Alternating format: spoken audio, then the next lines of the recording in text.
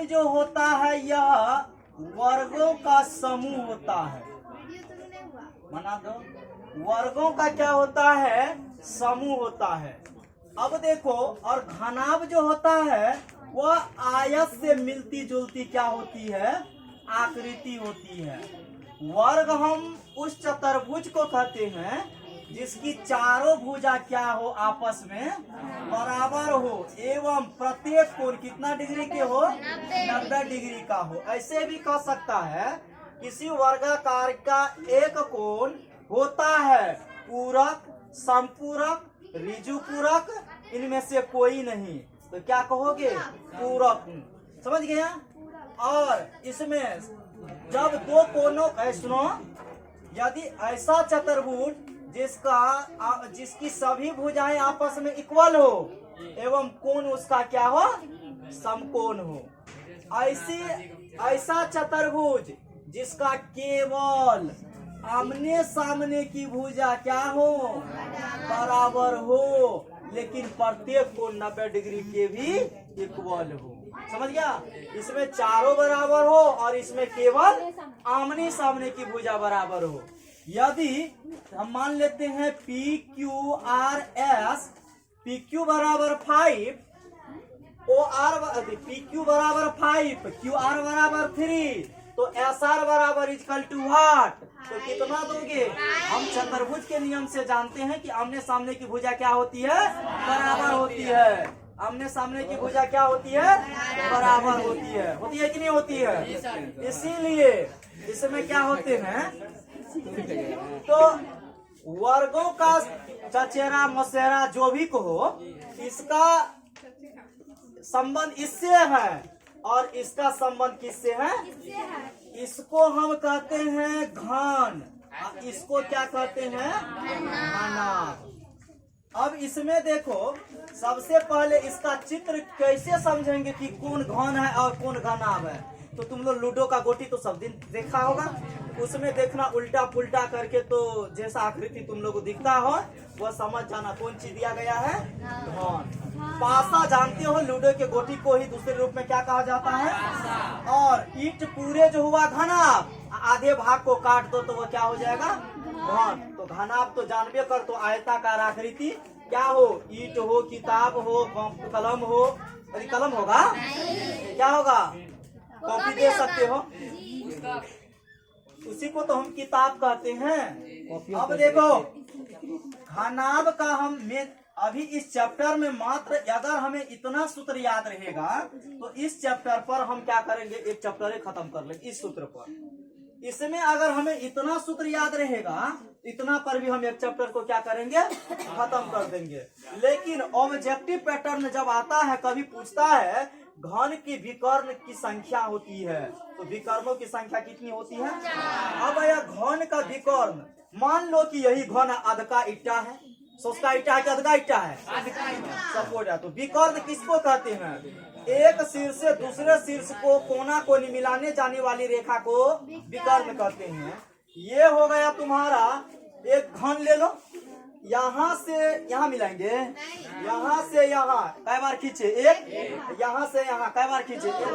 यहाँ से यहाँ उल्टा दो, यहाँ से उल्टा दो। तो कितने विकर्ण खींच सकते हैं? किसी घन में कितने विकर्ण खींच सकते हैं? घन का सूत्र होता है ए रूट क्यू। यदि ए रूट 3, ए रूट, अब रूट 3 का वैल्यू तो पता है ना? रूट 3 का मान कितना होता है? रूट 3 का मान 1.732। अब इसमें शीर्ष कितने होते हैं? शीर्ष, ऊंचाई को शीर्ष कहते हैं। एक शीर्ष, दो शीर्ष, तीन शीर्ष और हो गया ना? अब उल्टा करके जब लेंगे तब कितना हो गया? 4 4 8। सतह कितने होते हैं? एक सतह, दो सतह, एक सतह, दो सतह, तीन सतह, 4 सतह, 5 सतह, 6 सतह। सतह की संख्या कितनी हो गई? पूरा गया ना? 1 2 3 4 5 हो गया ना सतह की संख्या। और किनारे देखो, एक किनारा, दो किनारा, तीन किनारा, चार किनारा हो गया।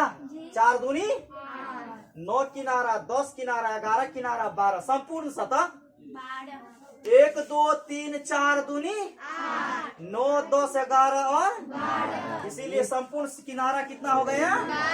तो इसमें भी तो हमको समझाना नहीं ना पड़ेगा। चलो, और अब हम तुम लोगों को बताते हैं आयतन क्या कहलाता है, पृष्ठीय क्षेत्रफल क्या कहलाता है और संपूर्ण। यदि हम इस पुस्तक को माप ले कि इसका वजन 4 केजी है तो इस किताब का आयतन हो जाएगा 4 केजी। एक गिलास में ½ लीटर पानी है तो उस गिलास का ½ लीटर आयतन कहलाएगा। समझ गया? अब कोई वस्तु जितनी स्थान छेदती है उस वस्तु का वह क्या कहलाता है? आयतन कहलाता है। उस वस्तु का क्या कहलाएगा? जैसे मेरा आयतन, तो मेरा वेट है मान लो 65 केजी, तो हमारा आयतन कहलाएगा 65 केजी। समझ गया?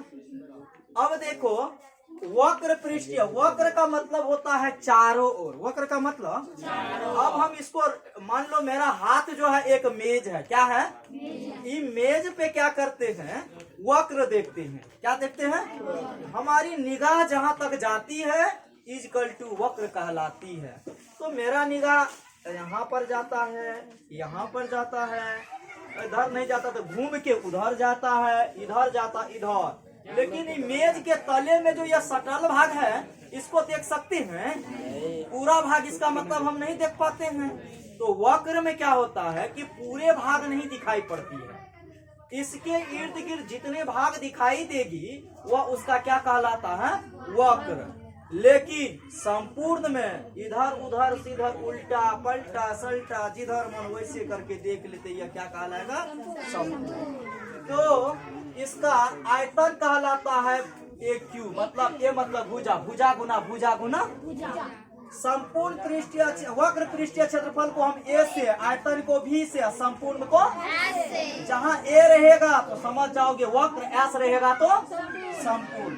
तो वक्र पृष्ठीय क्षेत्रफल 4a और संपूर्ण पृष्ठीय क्षेत्रफल 6a और घनाभ का आयतन भी दिया गया है। तो भी को क्या समझेंगे? घनाभ का आयतन क्या होगा? लंबाई गुना चौड़ाई गुना वक्र पृष्ठीय क्षेत्रफल 2h l प्लस b, संपूर्ण 2 into LHBH LB LHBH, अभिकर लंबाई स्क्वायर चौड़ाई स्क्वायर गुना अभिजोड़ ऊंचाई स्क्वायर। हो गया?